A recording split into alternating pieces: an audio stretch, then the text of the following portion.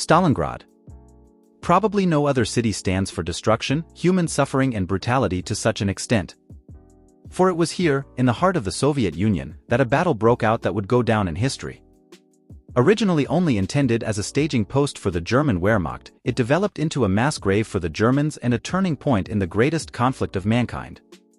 Although the Germans had already conquered 9/10 of Stalingrad in the second half of November of the year 1942, the tide was to turn and one of the greatest battles of the Second World War began. Both sides would eventually bury over 1 million soldiers here and hundreds of thousands of Germans would become prisoners of war. But why was the industrial city of Stalingrad so important for both sides in the first place? Why did Germany ultimately lose, even though victory seemed to be within reach, and what impact did the battle have on the rest of the war? We take a look at all these fascinating questions in today's video. Let's first take a look at the initial situation at the beginning of the battle in the late summer of the year 1942. After Hitler had already defeated the French in the West, he launched Operation Barbarossa, the invasion of the Soviet Union, a year earlier. With over 3 million soldiers, he crossed the border of the Soviet Union, which is why the operation is considered the largest and most destructive campaign in history.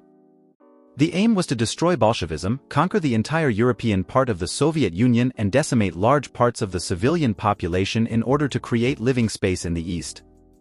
After Germany had initially advanced deep into Soviet territory, the Red Army managed to halt the German advance with a massive counteroffensive in the winter of 1941 and 42.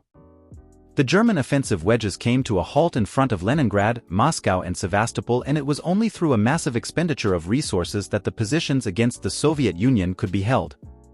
Hitler was determined to hold the territories, as he had already planned his next move for the summer of the following year. He wanted to concentrate on the southern section of the front and conquer the vital oil fields in the Caucasus with an advance. This was intended to cut the Soviet Union off from this vital resource and thus bring about its collapse. In addition, Germany desperately needed new oil reserves in order to continue the war. However, one important city stood in the way of the implementation of the plan: Stalingrad. The city was of incredibly high strategic importance. Situated on the Volga and an important industrial and transportation hub, the city was not only of central importance for the supply of Soviet troops, but it was clear that whoever controlled Stalingrad would also control the Caucasus. A victory at Stalingrad would have allowed Germany to cut off the Soviet Union's southern flank and open a direct route to the valuable resources that were essential to the war effort. And for Stalin in particular, the city was also of extremely high symbolic importance. For Stalin had defended this city during the Russian Civil War as Army Commissar of the Southern Front and therefore renamed it after himself in the year 1925. It would therefore be an incredible embarrassment for him if the city fell into Hitler's hands. On the other hand, this circumstance probably gave Hitler exactly the incentive he needed to conquer Stalingrad at any cost. But how did the battle unfold in detail and why did Germany fail there? The German Sixth Army began on September 13 with a major attack, supported by dive bombers and heavy artillery, to break through the inner defensive belt of the city.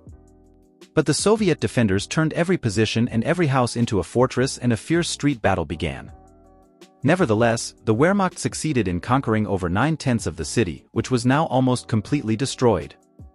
The Red Army only held a narrow strip a few hundred meters wide along the Volga and small parts of the industrial complex in the north of the city. But the tide was soon to turn. Because on November 19, the Soviet Union launched Operation Uranus. This large-scale counteroffensive was aimed at breaking through the weaker Romanian formations on the flanks of the German troops.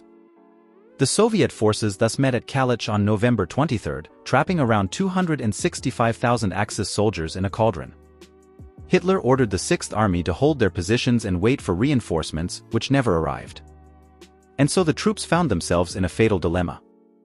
After the encirclement, the situation of the troops deteriorated noticeably. The supply of food, ammunition and medical supplies was inadequate and the Soviet forces increased the pressure from outside. A planned German airlift failed as it was unable to deliver sufficient quantities of supplies. Despite several attempts by the Wehrmacht to break through the cauldron, all efforts were unsuccessful. And now the freezing Russian winter broke all morale and thousands died from their wounds, the cold and hunger. And in January of the year 1943, the Soviets then launched Operation Ring, a final offensive to destroy the trapped troops. The Soviet units advancing from the west and east soon clashed and divided the 6th Army into a southern and a northern cauldron. On January 28, the northern cauldron was split once again. At this point at the latest, there was absolutely no point in fighting on. On January 31, the German command finally surrendered partially, and on February 2, the rest of the 6th Army surrendered completely. This not only sealed the fate of the 6th Army, but also heralded the turning point on the Eastern Front. Ultimately, the combination of several reasons led to failure. Firstly, there were the strategic miscalculations. Hitler was really obsessed with Stalingrad. He saw the conquest of the city not only as strategically important to cut off the Soviet Union's supply of oil from the Caucasus, but also as a psychological victory against Stalin himself. This obsession led to a rigid command posture and an underestimation of the Soviet ability to launch a counteroffensive. In general, the Wehrmacht underestimated its opponent. After the initial successes of Operation Barbarossa, the German leadership mistakenly believed that the Soviet forces were demoralized and weakened. However, the Soviets had reorganized themselves, increased their production of war material and were prepared to put up fierce resistance. The logistical planning was also a disaster. The German troops were overstretched and had difficulties supporting their advances with sufficient supplies. The Russian winter further exacerbated the logistical problems, as the Germans were not prepared for war during the winter, which led to equipment and clothing shortages. The winter can be seen as another reason for this. Not only were the Germans inadequately equipped, they were also not trained for the cold. The German leadership was expecting a quick victory before the onset of winter. The physical and psychological strain, exacerbated by food and ammunition shortages, also led to a decline in combat readiness and morale. In addition, the Red Army undertook numerous measures to further break the morale of the soldiers trapped in the cauldron. The main task of the Soviet propaganda department was to play various propaganda programs on mobile gramophones and broadcast them over huge loudspeakers. The phrase "a German soldier dies every 7 seconds. Stalingrad mass grave," accompanied by the monotonous ticking of a clock and the so-called deadly tango music, became engraved in the soldiers' brains. But of course there were also numerous tactical mistakes on the battlefield.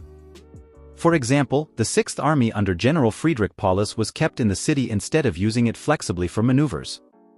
The rigid stance of holding the city at all costs only led to the situation in which the troops were trapped.